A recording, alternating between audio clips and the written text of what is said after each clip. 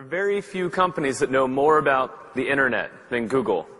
And here to share with us about that dark side of the internet, web spam, is Google's Matt Cutts. Please welcome out Matt.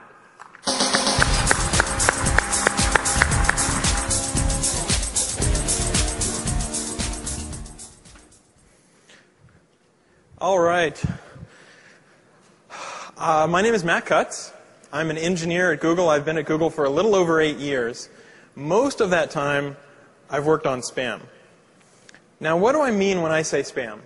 I'm not talking about email spam, spam showing up in your inbox. I'm talking about web spam.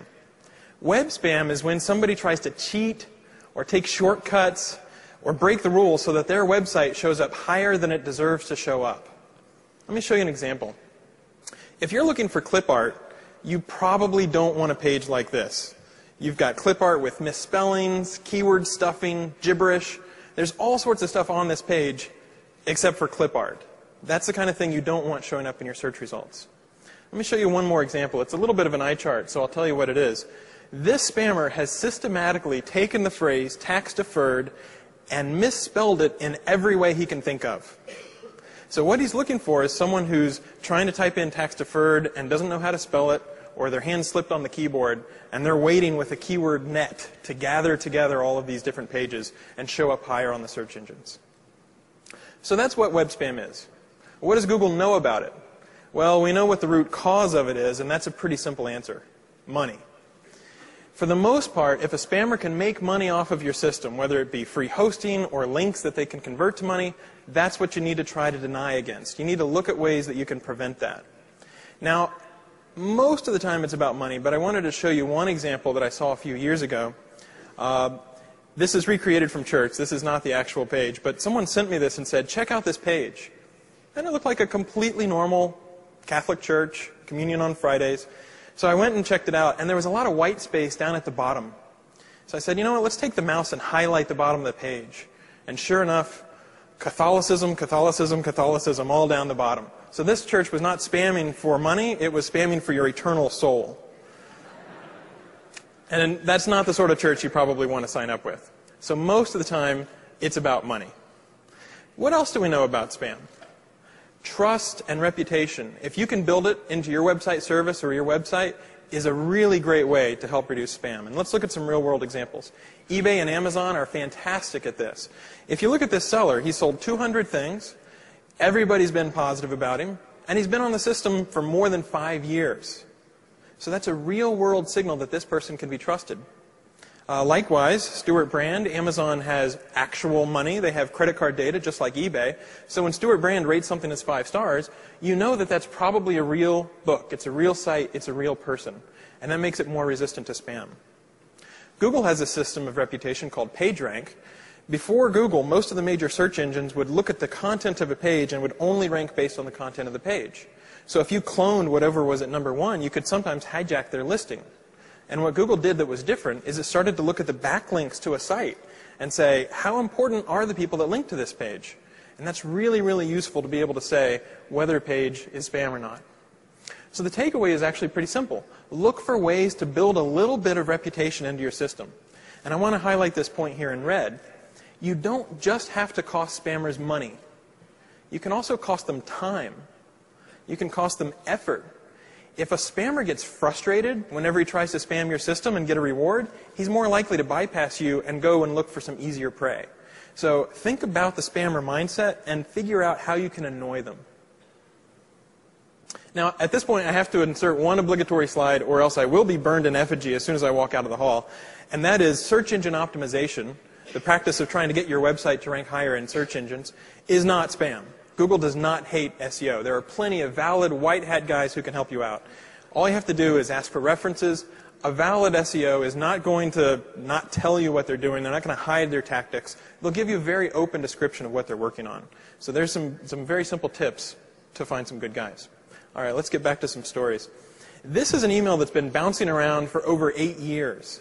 It claims a computer illiterate man in Massachusetts has cracked the search engine algorithms and can guarantee top rankings.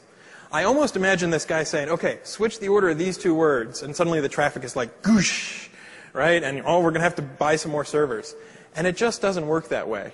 you need to apply your critical thinking skills. So this one's a little hard to read, but it's a fax from the official Internet Registry and Optimization Bureau. There is no such thing, right? So when a board member comes to you and says, oh, I got this fax, or I got this letter and we had to pay $65 for our annual website search engine listing, just shake your head and let them know you don't have to pay money to the search engines to be ranked. Now there's another thing that Google knows about spam, and that is spammers are human. They make mistakes, and so they leave footprints. The takeaway here is, whenever you're running your own service, try to get as much data as you can, because the spammers won't look organic in every possible way. You might not be able to read the text here, but I'll read it for you. Someone has bought this computer illiterate man's package, and he got a template, and he filled it in, and it says, insert your hidden text here. Right? The spammers are dumb enough that they'll insert the hidden text into the template, but they don't take out the comment that says, here's where my spam is. Now, another piece of good news is that it's very easy to prevent these attacks. If you get even a little bit off the beaten path, you'll lower your risk profile. So if you're a blogger, you've probably seen these CAPTCHAs. One blogger says, just type the word orange. That's all you have to do to prove that you're a human. And the vast majority of bots will never do that. On my blog, my personal blog, mattcutts.com, I just ask a math question. So what's 2 plus 2? And that saves you a ton of trouble. There are other people who will require a valid email address. This is a really clever technique. One person says, leave this field blank. And in the form, it's labeled email. And all the bots will say, oh, this is an email field. I'll fill it in with a fake email address. Whereas a human will read it and say, okay, I'll leave that field blank. One of my favorite CAPTCHAs is called the kitten CAPTCHA, or kitten auth. It shows you pictures of animals and says, okay, click on all the kittens, or in this case, click on all the foxes. And bots are really bad at telling a fox from a dolphin. So if somebody comes through here, you know that it's a real person. Now we get to the depressing part of my 10 minutes. Unfortunately, Google also knows that spam will get more malicious and more dangerous in the coming months and years. So just yesterday, there was a SQL injection attack that affected 500,000 pages on the web. What you can do, keep your software fully patched. You know what? This is Web 2.0. You should probably be running a lot of your software as a service. Then you don't have to worry about patches. You can just, let the other people worry about it. And it's important to look at the security holes in your system. Try to find those cross-site scripting holes before the hackers do. So what are the insights that I want you guys to walk away with? It's actually not that hard. Number one, try to get some trust, some reputation into your system. Because if you can lower your risk profile, if you can get even a little bit off the beaten path, away from these default software installations, you'll save yourself a ton of grief. And spammers are human. You can make them angry. You can make them frustrated. You have the power to raise their blood pressure. Take advantage of that. Make them cost in time. Make them spend extra effort trying to spam you.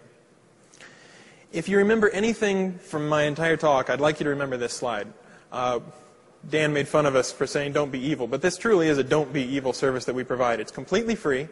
You register your site, and then if we see that your site has been hacked, or if we see white text on a white background, something like that, we'll often drop you a note and give you a heads up and say, you know what, there's a problem with your website. It's a great service because you can not only get all sorts of information about your site, you can see what are my backlinks, how slow is my site loading, what words are people using to find my page, but you'll also find out whenever your site has problems. So in general, spam is avoidable. If you take advantage of these insights, if you take away these actionable items, then you don't have to worry about spam breaking your heart either. Thanks very much.